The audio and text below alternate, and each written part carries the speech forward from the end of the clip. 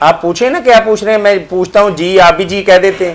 اچھا یہ پوچھنا ہے بھائی یہ آل رسول کو صدقات اور زکوٰۃ دینا ہے بھائی، یہ کیا جائز ہے یا نہیں ہے؟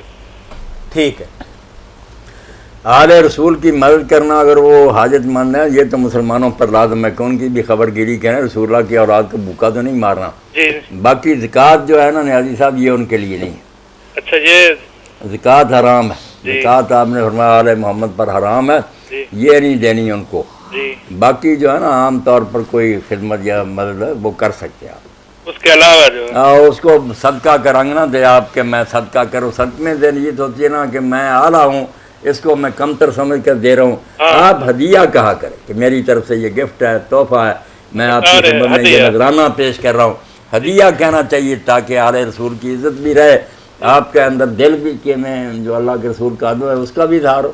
ہدیہ کہنا چاہیے. ہدیہ جی صدقہ جو ہے نا اس میں کم تر سمجھا جاتا ہے دوسرے. جی بہت شکریہ نیازی صاحب. اچھا بارک اللہ. جی